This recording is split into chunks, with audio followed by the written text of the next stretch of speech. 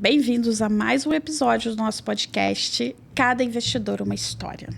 Chegamos ao mês de abril, mês da conscientização do transtorno do espectro autista. E neste mês vamos fazer uma edição especial para falar dos direitos do autista e como isso hoje se tornou um tema tão relevante e importante na vida das famílias com TEA. Eu escolhi entrar esse mês com o assunto porque é um assunto que faz parte da minha vida como mãe atípica, e para isso eu trouxe um amigo querido, advogado, Dr. Luiz Fernando Giesta, mestre em Direito e Políticas Públicas pela Unirio, especialização em Direito Empresarial, Civil, Processo Civil, Ambiental, membro do Instituto dos Advogados do Brasil, advogado e parecerista, né? Luiz, bem-vindo. Me fala um pouco da tua trajetória, da tua carreira no direito, e depois me fala como é que está essa questão hoje dos direitos das pessoas com TEA. Emília, muito obrigado pelo convite. É um prazer enorme estar aqui para tratar desse tema tão importante e, mais do que isso, urgente. E é sempre um prazer nós dedicarmos, né, o nosso tempo, a nossa atenção para cuidar de um assunto que, de certa forma, reclama ainda e, infelizmente, a atenção de toda a sociedade, né? Eu tenho uma longa estrada na advocacia, vamos dizer assim, passando por empresas de renome, estatais, onde tive uma trajetória muito bem sucedida, e hoje estou à frente de um escritório de advocacia, onde estamos atuando, inclusive, nessa área, né, de direitos para pessoas com necessidades especiais. Nesse sentido, a gente percebe que quanto mais os direitos, né, são estudados, são analisados, maior a distância que há entre o que se vê, né, na própria legislação e o que se vê sendo implementado na prática, né? Infelizmente, nosso país, assim como toda a sociedade global, eu diria, hoje em dia está muito centrada no eu, né? E também, infelizmente, se tornou recorrente o fato de que, para minorias, para grupos especiais, você tem uma mobilização extremamente restrita àquelas pessoas que, de alguma forma, são afetadas, né? Seja por relação de parentesco, seja por relação de afetividade, nós sempre temos grupos pequenos e não uma mobilização da sociedade como um todo, né? Não é uma prerrogativa do Estado brasileiro. Eu acho que isso é uma condição da sociedade global, né, mundial, mas, infelizmente, é um assunto que a gente precisa, sim, tratar com a exaustão, né, com muita repercussão. Precisamos efetivamente muito debate sobre esse tema. Uhum. Hoje, juridicamente, a pessoa com autismo, ela é considerada pela lei uma pessoa com deficiência, certo? O que muda na prática na vida das famílias? Vamos lá, Emília.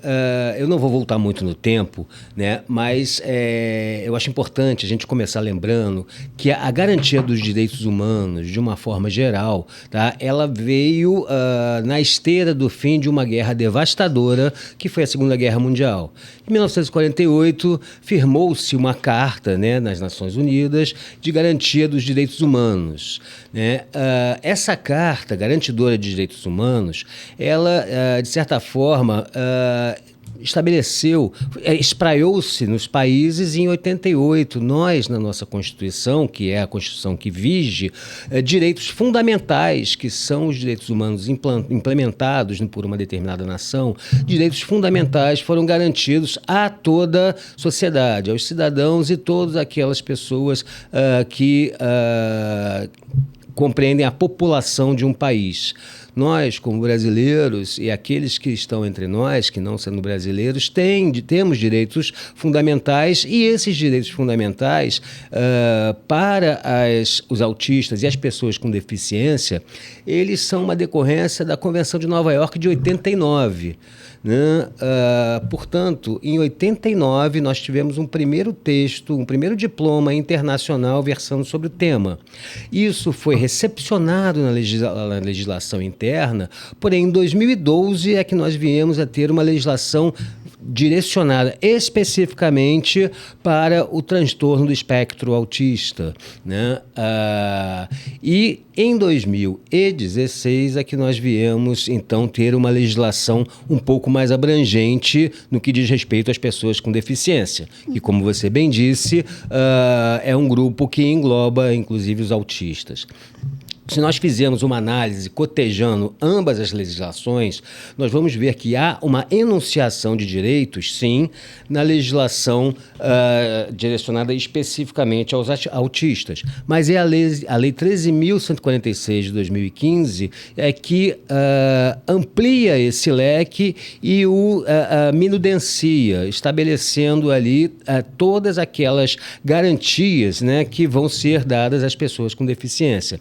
Direitos à educação, saúde, moradia, direito ao seu próprio desenvolvimento, né? Direito, inclusive, às tomadas de decisão, assistidas ou não, que é um tema sobre o qual podemos falar mais adiante, direitos à sua vida privada, inclusive à sua vida marital, sexual, direito a algo que é importantíssimo, né? Que é o direito ao esporte, ao lazer e à cultura. Além da saúde e educação, são, sem dúvida nenhuma, direitos que integram, né, a pessoa autista à sociedade de uma forma... E a própria legislação diz isso de uma forma particularizada, considerando o indivíduo, né? E, claro, a coletividade. Então, quando nós olhamos para os direitos fundamentais garantidos ao cidadão e olhamos para o reflexo desses direitos fundamentais para as pessoas portadoras de deficiência ou pessoas com transtorno do espectro autista, a gente vê que eles são os direitos fundamentais particularizados. Ou seja, o direito à educação, que é de todos, para o autista, ele é um direito à educação qualificado. Qualificado pela necessidade de adaptabilidade da escola, adaptabilidade do ambiente, adaptabilidade da família à escola, ao colégio, do autista ao seu ambiente de estudo, à sua coletividade, e deve necessariamente haver uma integração entre todos esses atores, de sorte a que seja garantido àquele autista as melhores condições para o seu desenvolvimento. Né?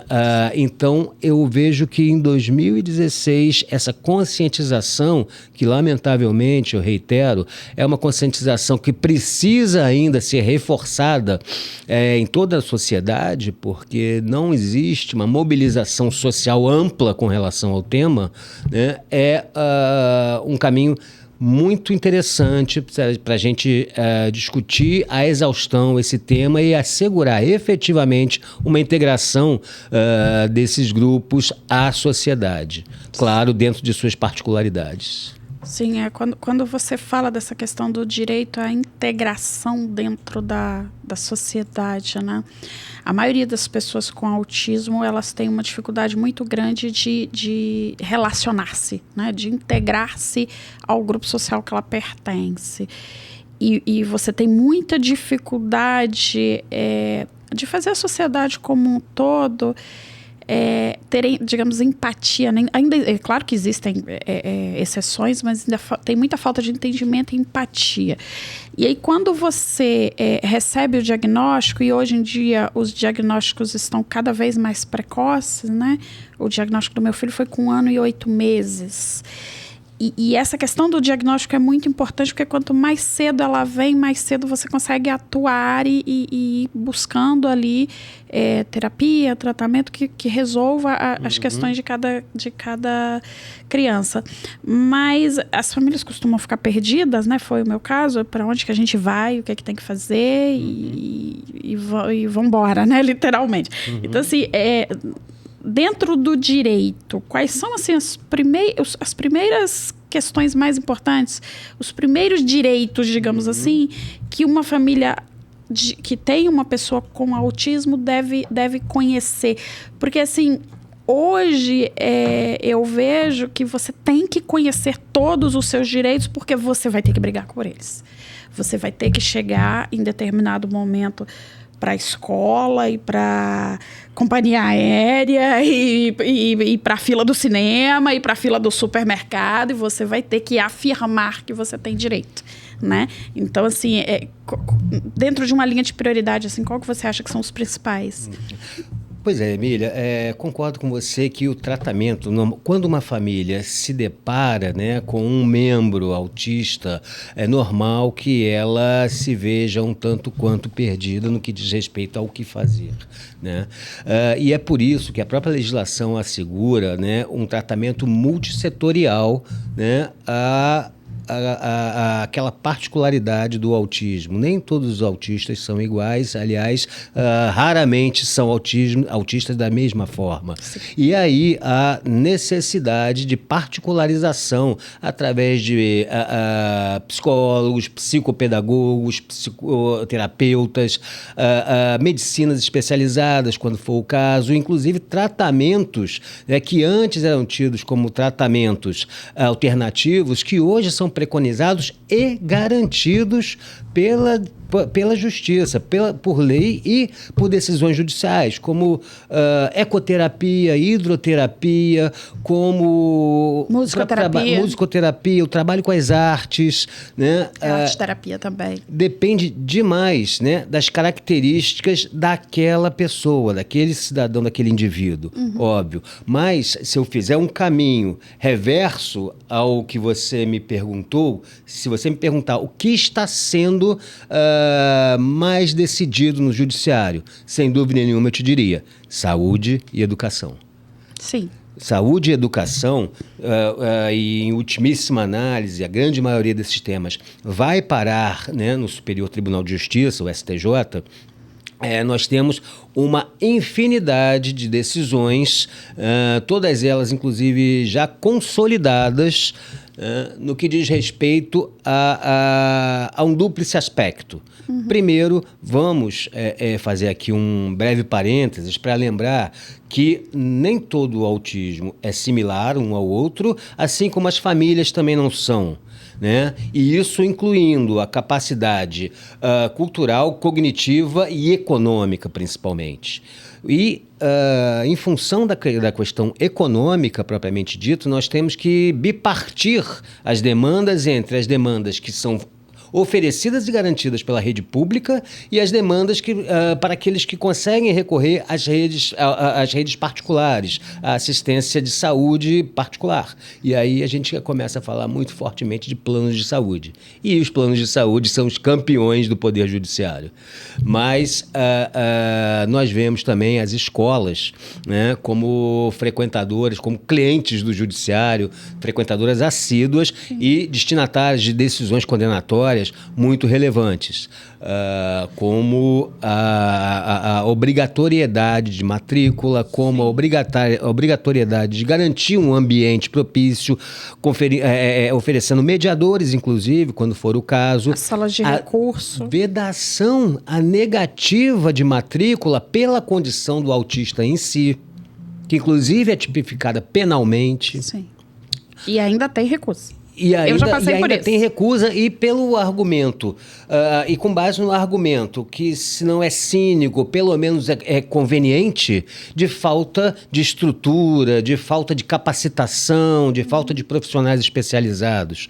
Então, tudo isso, somado ao fato de que grande parte da sociedade que não tem entre os membros de sua família ou de suas relações mais próximas pessoas autistas e que, portanto, se solidarizam com o tema, mas não o enfrentam, né? Mas não não se solidarizam com ele de uma forma que participem ativamente das demandas, nós vamos precisar que famílias recorram ao judiciário para ter garantido os seus direitos mais básicos.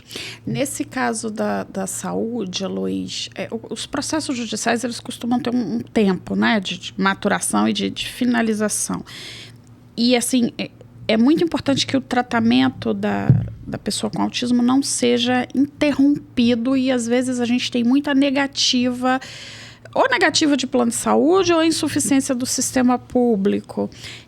Durante o processo, é possível pedir uma liminar, algo que não faça interromper esse tratamento durante o decorrer do processo?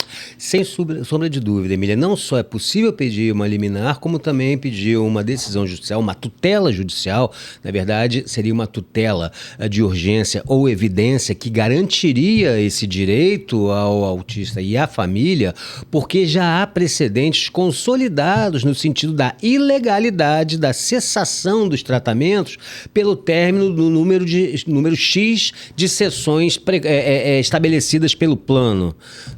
Então, esses tratamentos eles não podem ser limitados no tempo, como também, por decisões reiteradas do STJ, esse tratamento deve ser conferido no município onde habita, né, o paciente. E se não houver clínica especializada garantidora desse tratamento, ele tem direito, ou a família, terão direito a um reembolso.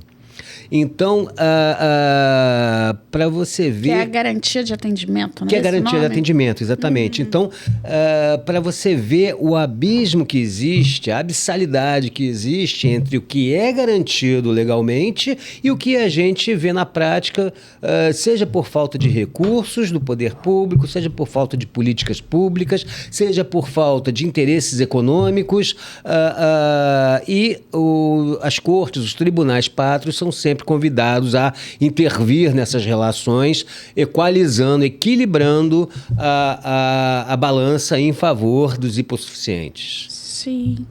Essa questão de saúde e educação que gera N problemas, né? Pelo menos assim, no meu ponto de vista, é um tema que a sociedade tem que tratar com urgência, porque se houver o tratamento adequado, tanto na saúde quanto na educação, existe grande possibilidade, grande parte dessas pessoas evoluírem com o tempo e se tornarem autossuficientes, né? Claro que não todas, mas boa parte delas sim. E aí a gente está falando de postergar a resolução de um problema futuro, né? Porque essas crianças autistas vão se tornar adultos autistas, né? E elas têm, e você tem ali que ver em que medida que a sociedade busca a solução para que elas se integrem o máximo possível, né? Eu acho que a gente até já se adiantou com relação a uma das perguntas. Mas eu queria fazer um complemento, Emília, sobre um ponto importantíssimo que eu deixei de falar. O famigerado rol taxativo / exemplificativo da ANS, com relação aos tratamentos preconizados para a cura ou o tratamento, né? Que a cura ainda não tem. Por quê? Porque eu me recordo perfeitamente que o STJ, durante muito tempo, tinha firme em seu entendimento de que o rol da ANS, dos tratamentos que poderiam ser franqueados, né, às pessoas, teriam que estar previstas no rol de tratamentos descritos numa listagem da ANS, da Agência Nacional de Saúde. Sim. Com o advento da Covid, que fortaleceu muito uma modificação de posicionamento, porque a Covid impulsionou a busca de tratamentos alternativos, o STJ começou a entender pela taxatividade mitigada desse rol, ou seja, tratamentos que não estavam previstos necessariamente nessa listagem da ANS começaram a ser admitidos, desde que não houvesse um tratamento similar, com eficácia comprovada, inscrito no rol da ANS, desde que houvesse uma aprovação por instituições de excelência acadêmica, clínica, médica, desde que houvesse uma indicação médica no sentido daquele tratamento e, portanto, isso começou a ser admitido e foi incorporado à nossa legislação em 2022. A Lei 14.454, que estabelece e foge dessa dicotomia, né? Tratamentos rol taxativo, rol exemplificativo ou taxativo mitigado, estabelecendo um olhar muito mais direcionado à efetividade do tratamento preconizado e à falta de um similar na medicina pátria, né? Por que eu digo isso? Porque isso também foi um objeto de muita resistência por parte tanto de planos de saúde como também de entidades governamentais, porque nós sabemos que no plano público, o SUS, né, ele é um sistema tripartite, gerido tanto pela União, quanto pelos estados, quanto pelos municípios. E qualquer um desses entes pode ser chamado a responder por um medicamento experimental que não tenha ainda uma validação aqui na Anvisa e não esteja no rol da ANS, mas lá fora esse medicamento, esse tratamento já estão com sucesso implantados. Então, essa lei veio trazendo um novo olhar, né, para essa discussão, porque muitas vezes, né, os autistas e os PCDs, de uma forma geral, precisam de cuidados que nem sempre estão disponíveis aqui na nossa medicina interna ou na literatura, né, médica. Sim.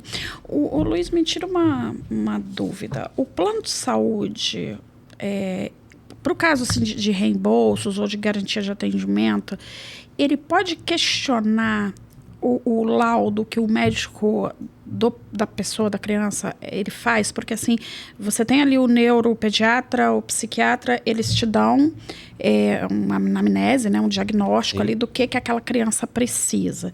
E ali ele coloca X sessões de fonoaudiologia, X de psicologia, X de terapia ocupacional. E assim, isso já aconteceu comigo, tá? Do plano de eu receber, né, questionamento do porquê da quantidade de sessões, que não eram poucas, tá? Então, assim, era X sessões, chegaram a ser 30 sessões por semana de indicação do médico. E o plano chegou a questionar, me ligaram, né, para perguntar o porquê. Uma outra coisa que o médico pediu fosse que a terapia fosse integrada ao ambiente da escola e da residência. Então, houve um determinado momento que os terapeutas, eles iam na minha casa e eles vão na escola. Então, porque como você tem essa questão da integração da criança na sociedade, e alguns autistas têm uma dificuldade de se ambientar e de se relacionar, chega uma hora que o médico fala, não, olha só, eu quero que o terapeuta esteja com ele no ambiente real dele. Sim. Então, assim, o meu filho, já tive com o terapeuta do meu filho, por exemplo, no shopping, no supermercado, na praia, na escola, na minha casa. Eles usaram esse ambiente mais naturalista, digamos assim. E eu fui questionada, me ligaram, né, para questionar. E a pergunta foi assim, mas seu filho está fazendo sua terapia na mesma hora que ele tem aula? Entendeu? E aí eu respondi e tal, resolveu, até porque no meu caso com decisão judicial, mas foi um questionamento que eu achei meio assim, eles podem fazer isso? Emília, vamos lá. Sobre o ponto de vista jurídico-filosófico, a gente tem que ter sempre em vista que o bem-estar da pessoa autista sempre prevalecerá, sempre vai preponderar sobre qualquer outro interesse, seja ele econômico, seja ele de qualquer outra ordem que não seja exatamente técnico. E quando eu falo técnico, eu falo sobre um ponto de vista técnico médico, psicoterapeuta, ou de qualquer outro profissional especializado que possa questionar aquele tratamento preconizado pelo médico do autista, numa discussão que é basicamente do ponto de vista de adequação do próprio tratamento. Não pelo seu custo, pela quantidade de sessões, pela localidade onde ele vai ser feito. Esses questionamentos, eles não têm lugar, né? E não podem ser feitos. É comum que os planos de saúde se contraponham aos tratamentos, não por ordem técnica, não por uma ordem médica visando o bem-estar do menor, mas por questões econômicas, basicamente, né? E nesse sentido, há precedentes judiciais que vedam essa cessação do tratamento por outras ordens que não sejam ordens estritamente técnicas. Tá. E assim, partindo um pouquinho para a escola, no ambiente escolar, seja ele público ou particular, quando a mãe ou o pai de uma criança com TEA encontra dificuldades, né, em relação ao que a lei exige hoje, porque assim, de uma forma bem básica, você tem que ter adaptações, que é o PEI, né, que é o Programa Educacional Individualizado. As escolas deveriam ter uma sala de recursos para apoiar ali o aprendizado dessa criança. E você tem a questão ali das mediadoras em sala de aula. Além dessa questão da recusa da matrícula, mas aí eu já estou no momento que a criança já está dentro de sala. E nesse momento que você conversa com a escola, que você não consegue chegar num acordo, né, que a situação não anda, qual seria a saída jurídica para uma situação dessas? Ok, Emília, vamos lá. Vamos lembrar que o artigo 88 da Lei 14.146, artigo 88, define como crime a prática de qualquer discriminação da pessoa autista no ambiente acadêmico, no ambiente escolar, né? Há também uma multa prevista em 3 e 20 salários mínimos, né? Demais disso, você tem, né, e não necessariamente você precisa matricular ou manter o filho autista para ajuizar uma ação contra aquela escola, incluindo aquelas pessoas que estão capitaneando essas decisões da própria escola.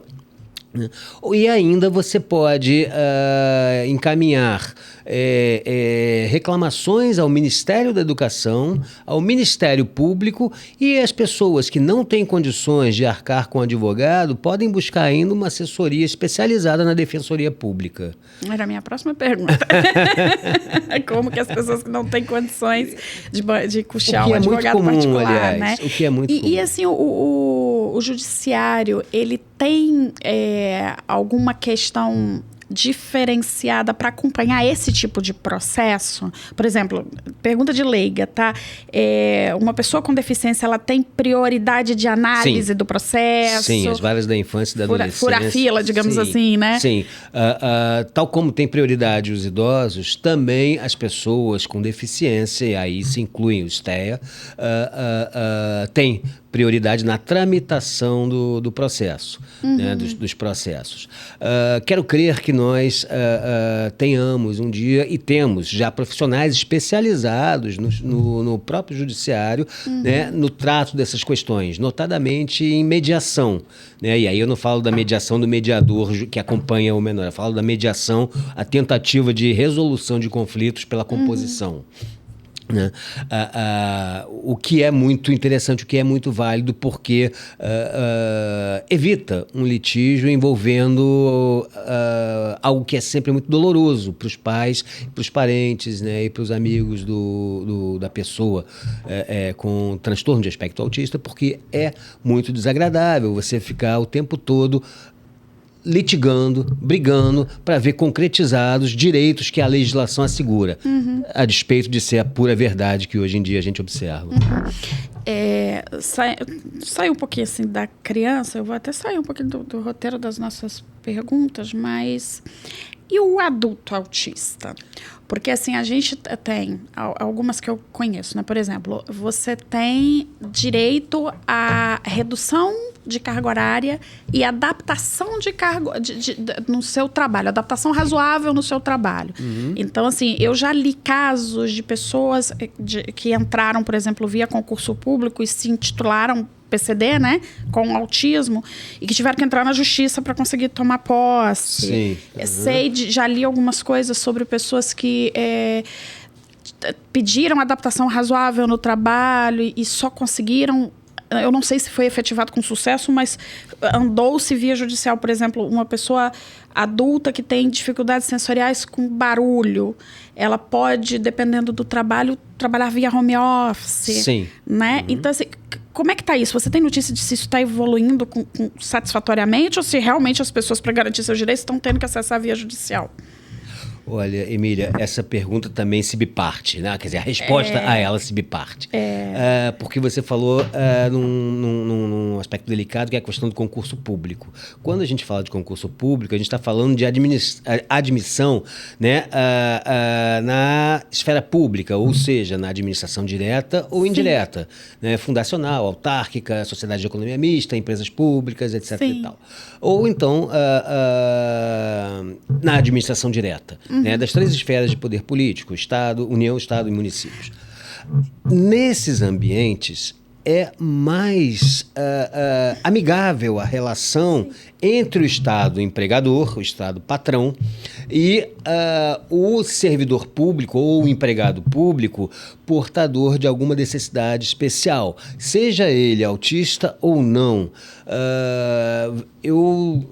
Ao longo da minha carreira, eu observei diversas vezes salas sendo adaptadas e equipamentos sendo adaptados para servidores cegos, para servidores cadeirantes, para servidores autistas, e isso você vê que é uma política, não vou dizer de governo, mas é uma política que graça a administração pública de uma forma geral. Já na iniciativa privada, a resposta não é tão feliz, porque, como a gente falou de início, os diversos graus de autismo costumam impactar na empregabilidade. Sim. E isso é uma realidade, uma triste realidade. Assim como na administração pública você tem cotas, né? Na administração privada, você tem até.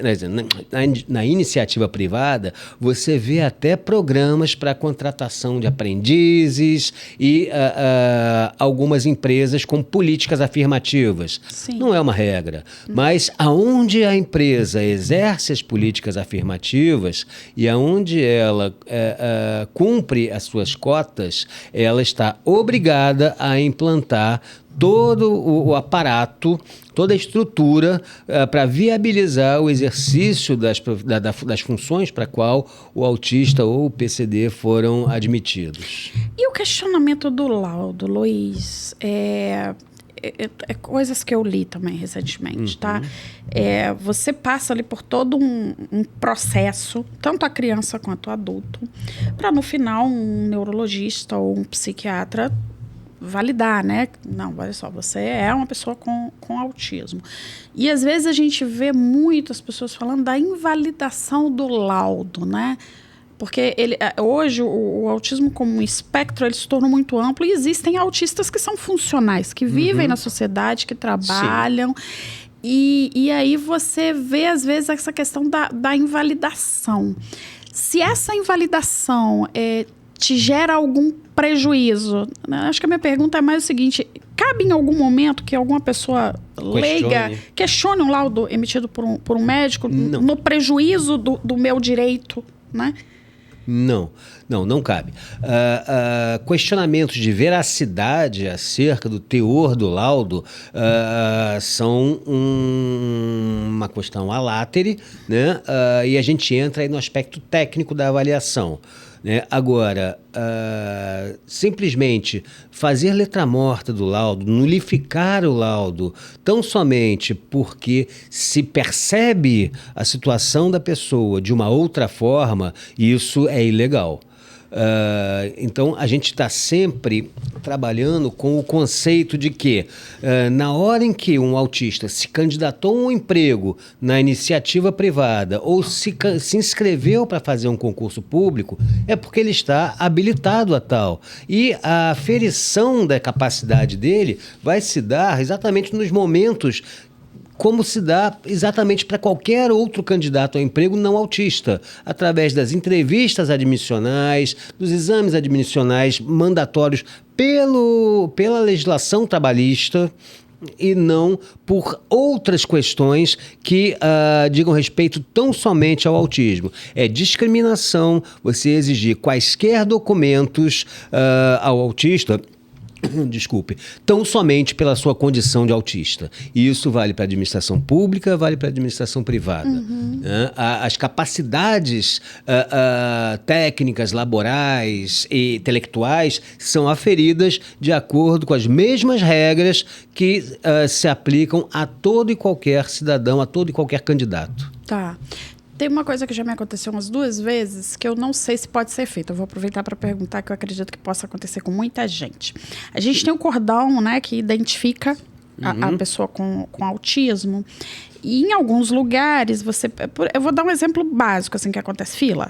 Fila do aeroporto, fila do supermercado. Onde a prioridade. A criança ou o adulto estando ali com o cordão de identificação, ela é obrigada a apresentar o laudo também para provar o direito, ou ela pode simplesmente dizer, né? Porque como é uma situação invisível, você olhando, às vezes você não percebe que a pessoa tem alguma questão, né? Emília, eu vou te responder a sua pergunta Porque com uma outra pergunta. Laudo. Eu ando com laudo que eu já tive que apresentar. Posso te fazer uma pergunta? Pode. Todos esses anos, você nunca se deparou com alguém que não faça ideia do que é o cordão e do que é o símbolo de identificação? O cordão do girassol, sim. Muita gente não sabe o que é. O cordão do autismo, né, que tem aquele... Do o quebra-cabeça, do encaixe. As pessoas conhecem e sabem, sim. O que acontece é da pessoa, às vezes, olhar e falar, mas você não é autista. Sim. Que é o caso do meu filho, entendeu? Então, assim, o meu filho, se você olhar... como é que é a frase que o pessoal usa? Nem parece autista, né? Mas, assim, ele não consegue ficar muito tempo numa fila. Se a fila do aeroporto for muito longa, ou de qualquer fila. Ele fica em filas curtas, né? Demorou demais, ele começa a desregular, ele exaure, ele não consegue. E como ele é muito... mas ele é comportado. Então, quando eu chego, ele tá bem, tem nada... E aí, normalmente, eu peço para entrar na frente, no avião, né? Que é o que já aconteceu algumas vezes. E eu tenho que estar com o laudo do lado. E assim, eu nunca soube se eu sou obrigada a andar com esse bendito desse laudo, né? Não, mas ele é autista, tá aqui o laudo. Né? Só o cordão não funciona. Não deveria. Né? Não deveria, mas o que a gente vê é que na prática, principalmente nessas situações, né, onde você tem uma fronteira tênue, né, ou um autista que não tem toda aquela caracterização, né, ou aquele arquétipo, né, do espectro autista, né, há esse questionamento. Mas isso não significa que ele seja correto, que você tenha que andar com o laudo. Eu ando, mas eu tenho essa dúvida. Eu já até respondi assim, você já viu os Gremlins? Desenho, antigamente? Falei, então, não parece não, mas se eu não conseguir fazer o que eu preciso, em breve você vai ter um gremlin aqui na sua frente, né? Porque se gerar ali a crise, no caso dele a crise sensorial, a gente tem uma situação que você tem que contornar e tal, e eu já cheguei a utilizar essa comparação com as pessoas. E principalmente, Emília, porque como acontece em todos os direitos que tutelam minorias, a dúvida deve sempre operar em favor daquele que está na condição, está ali sendo apresentado como tal. Né? Seria muito nefasto você colocar um cordão de autista em quem não é, só para ganhar uma determinada prioridade, uma determinada preferência. Né? Seria algo que, além de lícito, né? Seria algo muito complexo sob o ponto de vista de aceitação no seio da sociedade. Sim, não, sim, completamente errado, né? Mas assim, Portanto, a boa-fé, eu tinha essa dúvida. A boa-fé é uma presunção. Eu ando com o bem do lado na bolsa. Vivem me pedindo. E o desgaste emocional das famílias, né? Tem alguns estudos aí, eu já li muita coisa falando que uma mãe de uma criança com autismo, ou um pai, porque tem muito pai super engajado também, vive num estresse emocional equivalente ao de um soldado de guerra. Porque é uma rotina muito complicada. A agenda do meu filho é pior do que a minha. Entendeu? É assim, contadinha, sabe? E às vezes eu acho que é desgastante para ele, né? São 5 ou 6 profissionais durante a semana que intercalam, e aí ele faz fono, ele faz isso, ele faz aquilo, então a gente tem que se desdobrar para cumprir a agenda dele. É desgastante para a família, para a criança, e aí você ainda tem o desgaste de que você não tem os teus direitos garantidos, né? Por que você acha que ainda tá tão difícil acessar muita coisa que tem a lei? Porque as leis existem, né? Quando você para olhar, você tem lei que protege a pessoa, não só o autista, mas a pessoa com deficiência em vários aspectos. Mas na prática você não consegue. E aí, assim, por exemplo, eu tive problema na escola, meu filho passou por várias escolas. Eu tive problema com a adaptação de PEI. Eu tive problema com mediadora. Eu tive problema com a aceitação de matrícula. Entendeu? E aí, às vezes, você também, no meu caso, né, você brigar para que a pessoa aceite teu filho. Como é que vai ser a vida dessa criança lá dentro da escola, já que você obrigou a escola a aceitá-la? Então, assim, como mãe, eu também não falei, tá bom, vocês não querem, não, tem quem queira. Basicamente foi isso. Eu não vou deixar meu filho numa escola que não quer receber ele. Né? Esse caso foi um que escapou, eu não cheguei a entrar na justiça, não. Mas, assim, a impressão que eu tenho é que você está em constante luta para ter uma coisa que já é teu direito, né? Então, assim, o que você acha que a gente tem enquanto sociedade que o Estado propiciou, as leis estão aí, mas a gente não consegue cumprir, né? Claro que tem quem cumpra, mas pelos relatos que você lê, pelo dia a dia das pessoas, tem uma grande massa das famílias atípicas que não conseguem garantir os direitos dessas crianças. E aí, um dos problemas maiores, a gente tem um problema para o futuro da sociedade, né? Porque essas crianças, eu volto a dizer, né? As crianças elas vão crescer. Pois é, Emília, eu vou voltar lá no nosso ponto inicial e falar do arquétipo da nossa sociedade.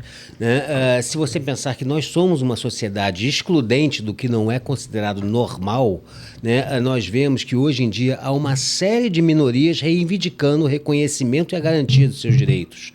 Os autistas são um grupo, assim como são um grupo as mulheres, os que têm alguma particularidade que os levem a ser admitidos como não integrantes daquele padrão, né, socialmente exigido, os negros, né, os homossexuais. Essas minorias vêm lutando pela garantia, pelo reconhecimento de seus direitos. Né? Se a gente voltar um pouco no passado e lembrar que o nosso Código Civil de 1916, que foi revogado em 2002 pelo novo Código, ainda considerava as pessoas com deficiência, com algum tipo de deficiência, como incapazes, e se a gente considerar que foi somente em 2015 o novo Código Civil de 2022 teve revogado os incisos que estabeleciam as pessoas com deficiências como incapazes, né? Hoje são incapazes, a incapacidade jurídica hoje em dia é uma incapacidade etária. Somente os menores de 16 anos são incapazes. todos os outros, as outras incapacidades jurídicas foram jogadas para incapacidade relativa, e ainda assim só é incapaz relativo aquele que por circunstâncias temporais ou em definitivo não consiga expressar adequadamente a sua vontade, não consiga praticar os atos normais da vida civil. Esses são os incapazes. E para esses você vai ter a curatela, não se fala mais em interdição, é inadequado falar em interdição, você vai ter a curatela ou a tomada de decisão assistida, né, que é um procedimento onde a pessoa com autismo, que tem discernimento, mas que precisa de uma orientação, precisa de alguma coordenação para a prática de determinados atos na vida civil, atua com assistentes, sempre 2, né, que vão aconselhá-lo, vão colaborar com ele, vão auxiliá-lo.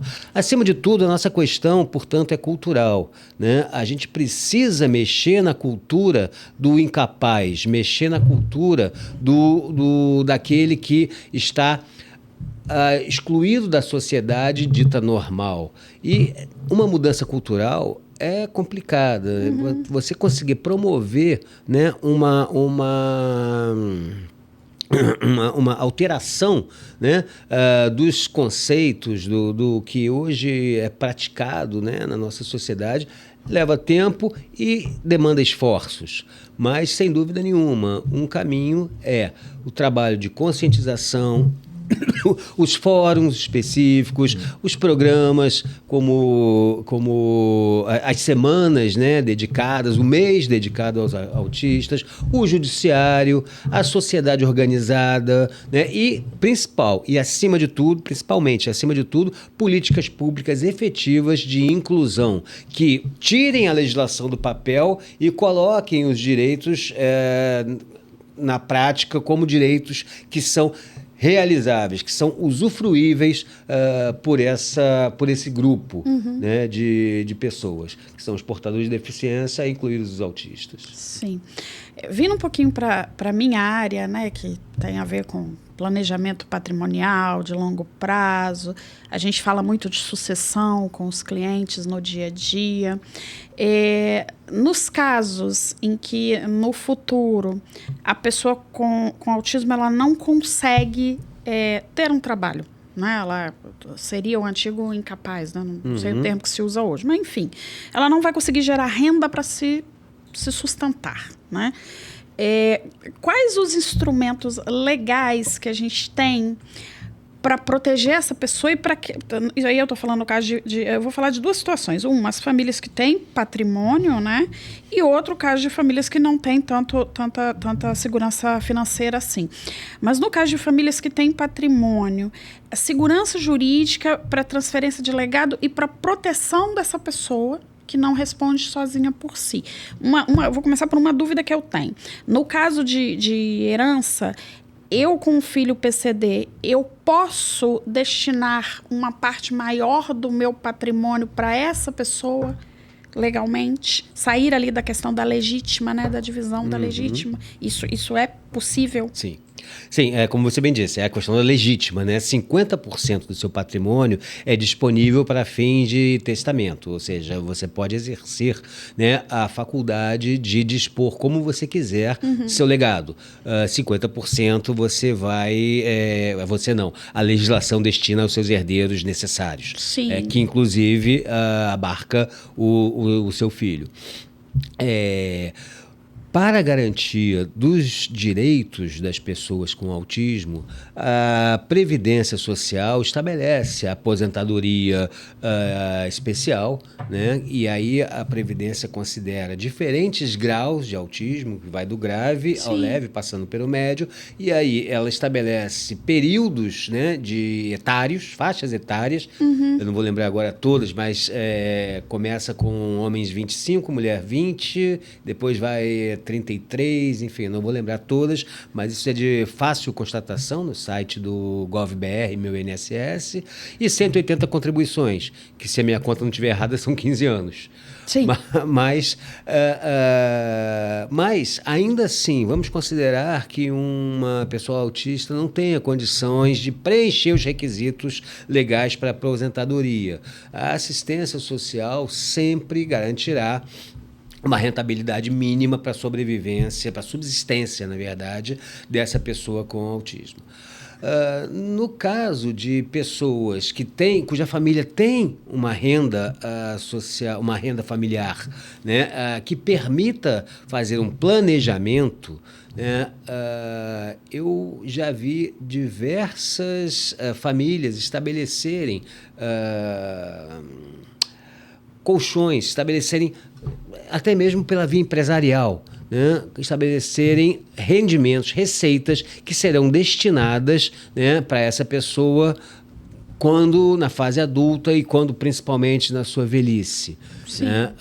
Isso não é raro, né? O planejamento familiar, né, voltado à garantia da sustentação do autista na fase adulta. Sim. E também já na fase de aposentadoria, ou na fase da terceira idade. Né? Não, dá para fazer via previdência privada, via carteira de investimentos, mas a minha dúvida era mais em relação à herança mesmo. Por exemplo, com 2 filhos, né? Você tem lá 2 filhos, eu posso, ou que seja 3 filhos, acho que fica até mais fácil, né? 2 filhos e um marido.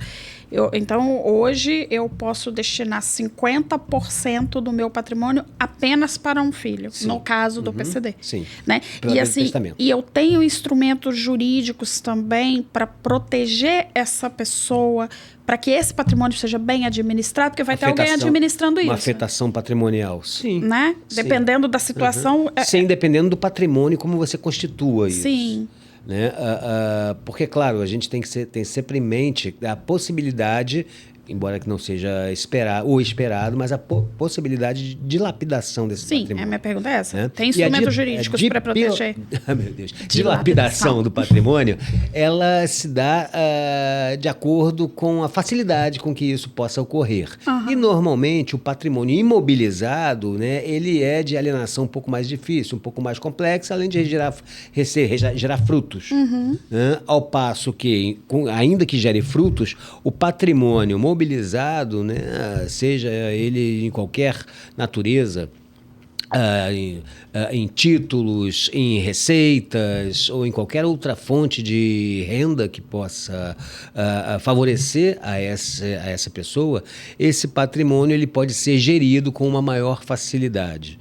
Então, eu creio que há formas de você proteger um pouco mais, um pouco menos este patrimônio que você pretende afetar pela via do testamento, para que haja, no caso de um gestor, né, do financeiro, da vida financeira do autista, um balizamento maior na condução dos ativos da pessoa com o TEA. Tá.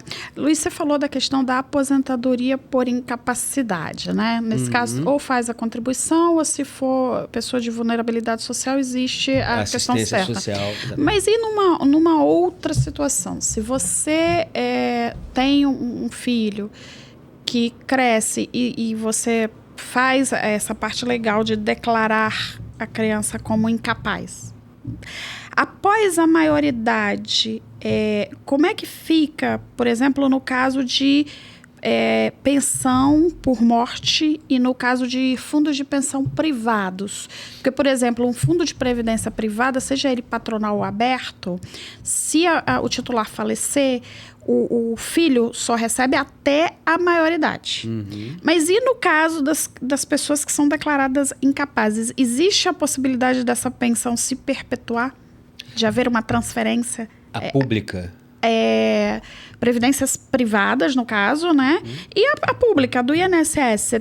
Porque aí a gente vai ter aposentadorias públicas do INSS, você tem as aposentadorias dos servidores, porque aí vai ser de cada uma tem seu instituto, e você tem os fundos patronais de previdência privada.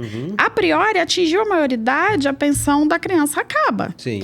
E se ela for considerada incapaz, isso pode ser levado ao resto da vida? Vamos lá. A primeira questão a ter em mente é que a incapacidade é algo que não se considere, se comprova. Né? A incapacidade judicialmente declarada, ela decorre, né, de uma série de análises feitas pelo juiz, no caso concreto, para identificar a capacidade ou não daquela pessoa em praticar os atos da vida civil. Né? Uma vez constatada a incapacidade, é destinada a essa pessoa um curador. Sim. E este curador fará, então, a gestão patrimonial e da vida pessoal, e, enfim, de todas as outras demandas que a pessoa tiver para ter uma vida o mais normal possível. No que diz respeito à sua a pensão, né, os planos de previdência, você vai trabalhar com aqueles planos de previdência dentro das regras do mercado, ou seja, dentro das regras da própria previdência privada. Ou seja, qual é a natureza do plano que você está fazendo, mas você está fazendo esse plano para o menor. Né? Para o autista, na verdade, né? E não para testá-lo ou para deixar em favor dele. Não, nesse caso eu tô, eu tô falando do seguinte, eu tenho meu INSS e tenho uma aposentadoria complementar de um fundo de pensão patronal, por exemplo. E aí o meu filho é incapaz, né? É considerado incapaz. Se eu vier a falecer, essa minha pensão que eu recebo, ela pode se tornar vitalícia para o meu filho? Depende da característica do plano. Aí tem que ler as entrelinhas dos regulamentos. Eu estou agora diante de um plano, um caso, exatamente este caso. E uma cliente está tendo uma dificuldade de optar, né, por um plano ou outro, justamente em função desses reflexos, né, pós-atingimento da maioridade pelos filhos, um deles é especial. Ou seja, tem que ler as entrelinhas dos contratos, né? Sem dúvida nenhuma. E buscar. Sim. Principalmente esses patronais, né, que são de mercado ou que são estatais. Né? Mas eles costumam estabelecer regramentos diferenciados de acordo com, muitas vezes, com o momento da adesão ao plano. Porque as empresas, as corporações, não raro elas vão mudando os planos para novos empregados. Sim. Né? E em função daquele plano ao qual aderiu o empregado, é que você vai fazer essa análise. Tá. Existe alguma forma legal dos pais deixarem em vida eu não sei qual seria o termo ou o documento, mas de deixarem de forma legal tudo aquilo que eles desejam e querem que seja feito para esse filho especial? Sim. Né? O testamento, Emília, ele não é só uma disposição de bens, é também uma disposição de vontades. Né? E, é claro, essas vontades não podem repercutir na esfera dos direitos fundamentais individuais do filho, do menor.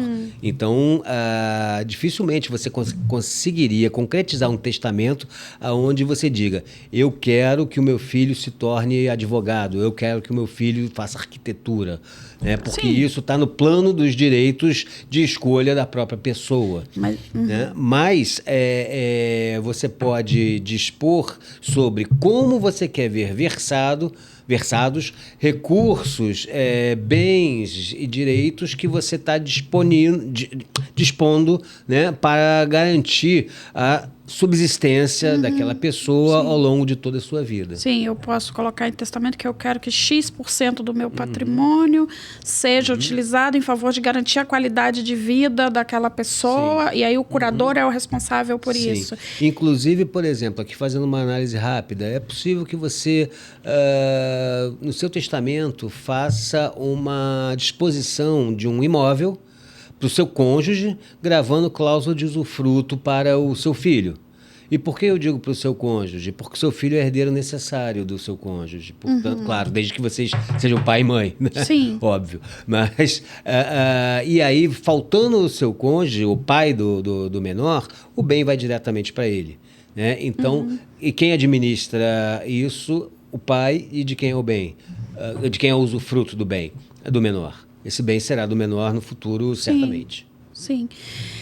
Cláusula de inalienabilidade também. Nossa, mãe.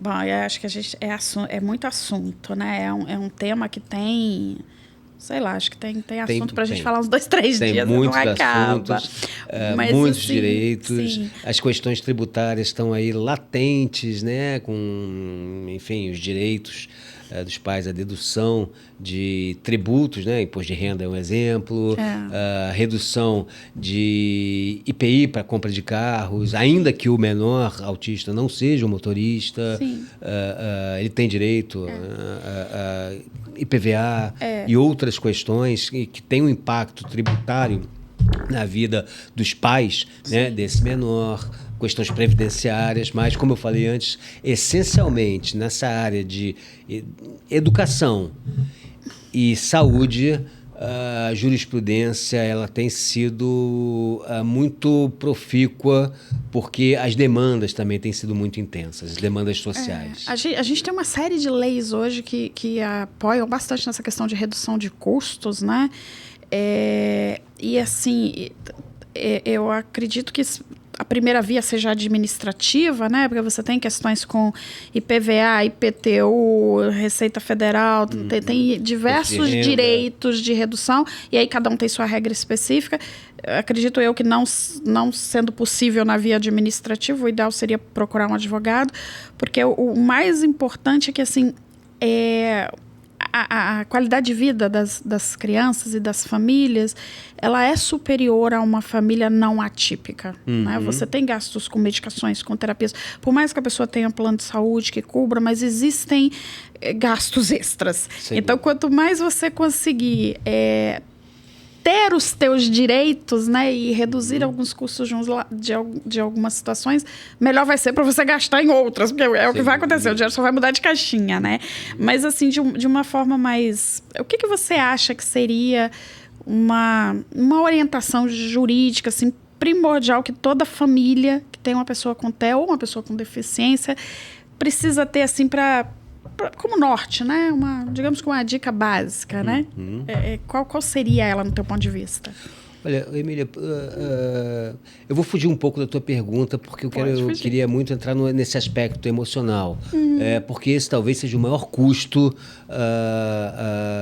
pelo qual passa que incorre, né, que recai sobre uma família que tenha um de seus membros autista. O custo emocional ele é altíssimo, e o custo emocional normalmente ele está associado ao sofrimento em si, mas também ao sofrimento que decorre, né, de todos os preconceitos, de todas as negativas, né, e de todo o ambiente estranho, todo o ambiente hostil, né, àquela criança ou aquele adulto com TEA. Né? Então essas coisas, esses dois aspectos, o emocional e o jurídico, eles andam bem muito imbricados. Né? E se eu for olhar friamente para a questão jurídica, eu diria acompanhar a produção legislativa, acompanhar as decisões que vêm dos tribunais, os assuntos, se engajar em grupos que tenham também esses mesmos interesses comuns, inclusive grupos que acompanhem a jurisprudência, grupos que são vocacionados à garantia de direitos dessas pessoas. Infelizmente, como qualquer minoria, a defesa individual se faz de forma coletiva. E, como a gente estava falando de início, a defesa coletiva das minorias não necessariamente é apoiada diretamente pela sociedade como um todo. A sociedade apoia indiretamente. Apoia dizendo, olha, eu acredito nessa causa, é uma boa causa, estamos juntos, eu estou com você. Mas daí a participar efetivamente dos grupos de apoio, não, a gente não vê isso. Portanto, as pessoas que de primeira viagem, que num primeiro momento se veem, né, nesse universo, o ideal é que elas busquem, né, se integrar com grupos que passam pelas mesmas situações e que acompanham, né, todos os temas relacionados ao autismo, não só nas questões jurídicas, mas nas questões jurídicas, nas questões médicas, nas questões psicossociais, nas questões da sociedade de uma forma geral. São esses grupos que serão o motor de arranque, a válvula motriz de uma mudança mais ampla na sociedade. É o que me parece. Obrigada, Luiz, pela participação, pela disponibilidade do tempo, né? Agenda corrida. Falar sobre direito é falar sobre proteção, sobre dignidade, sobre acesso. E, assim, muitas vezes o primeiro passo para você garantir os teus direitos é conhecer, né? Você precisa conhecer os teus direitos. E, assim, uma coisa que eu tenho para mim é que você tem que ter muita resiliência e persistência para não desistir no meio do caminho, né? Então, assim, muito obrigada pela participação, pela entrevista, pelo cuidado. Foi um prazer e parabéns, né, pela iniciativa, parabéns pelo blog, parabéns, enfim, por estar levantando essa bandeira, né, tão urgente, como eu disse logo de início, de um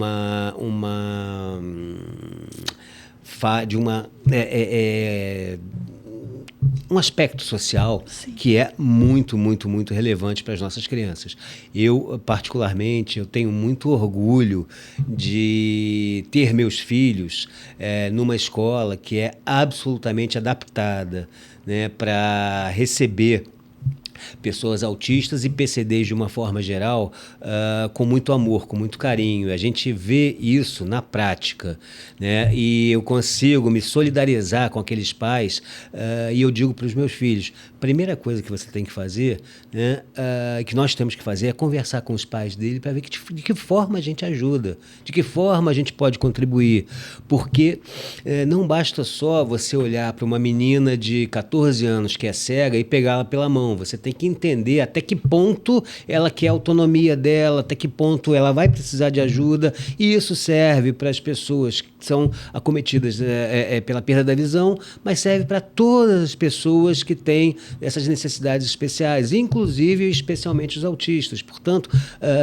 integrá-los significa, e isso parte dos pais, dos demais alunos, né, para os filhos e dos filhos para a criança autista, né, numa corrente de integração, numa corrente de solidariedade e amor que faz com que efetivamente a criança se sinta integrada. Eu vejo isso, posso fazer publicidade, mas eu vejo isso na escola que os meus filhos estudam, e fico muito feliz de observar isso, como pai atento que eu sou nessas políticas, né, de integração das crianças. Eu espero que a nossa conversa chegue aí para quem está precisando, né, que seja um pontinho de luz, um ponto inicial para a pessoa que está meio perdida ali, sem saber por onde ir, né? E que seja fugiu a palavra agora. Profícuo aqui. Seja profícuo. Que frutifique e que essas pessoas tenham pelo menos um norte para começar, né, para saber por onde começar a buscar a garantia e a efetividade dos direitos dos seus filhos. Você me deixa emocionada, foge as palavras. Obrigada, Luiz. Obrigada a você, Emília. Foi um prazer. Pronto.